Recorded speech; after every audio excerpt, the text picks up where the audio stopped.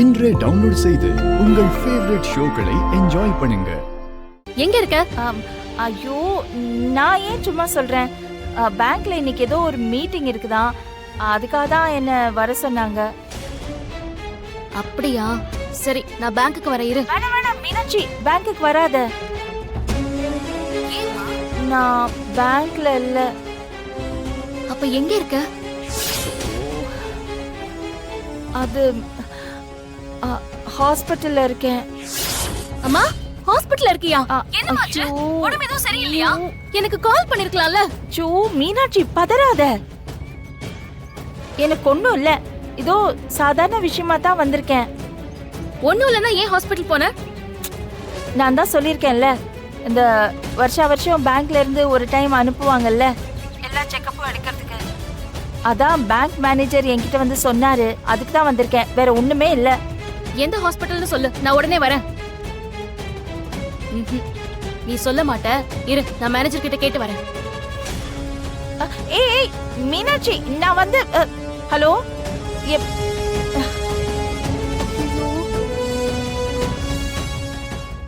Hello sir, நான் மீனாட்சி பேசுறேன்.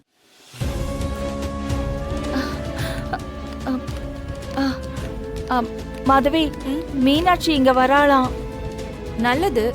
உனக்கு இருக்கிற பிரச்சனையை அவகிட்ட சொன்னா உன்னை நல்லா பாத்துப்பா. ஐயோ, வேண்டாம் வேண்டாம், இதெல்லாம் அவளுக்கு தெரிய வேண்டாம். ஏன் அவகிட்ட சொல்ல வேணான்னு சொல்ற? அவளால தாங்கிக்க முடியாது மாதவி. இத பாரு, இப்பதான் அவ மறுபடியும் வேலையில சேர்ந்திருக்கா. அதுவும் இல்லாம பேங்க் எக்ஸாம்க்கு வேற அவ நிறைய படிச்சிட்டு இருக்கா. இத சொன்னா அவளால எதுவுமே சரியா பண்ணவே முடியாது. அதுக்காக உன் உடம்பு இருக்கிற நிலைமைய அவகிட்ட சொல்லாம இருக்க முடியுமா? ஐயோ, உனக்கு புரியல. இப்பவே அவ வந்து கல்யாணமே வேண்டாம், நான் உன்னோடயே இருந்துக்கிறேன்னு சொல்றா. இந்த விஷயம் தெரிஞ்சிட்டா அவ்வளவுதான், கல்யாணம் பண்ணிக்கணுங்கிற ஆசையே அவளை விட்டு போயிடும். இல்ல, என்னை விட என் பொண்ணுங்க வாழ்க்கை தான் எனக்கு முக்கியம். தயவு செஞ்சு இந்த விஷயம் எதுவுமே அவகிட்ட சொல்லிடாத. சரியா மாதவி? மா, மா, என்ன சொன்னாங்க? ஒண்ணுமே இல்ல, சாதாரண டெஸ்ட் தான். நீ எதுக்கு வந்தன்னு சொல்ல மாட்டேன். ஆண்டி, அம்மாக்கு என்னாச்சு?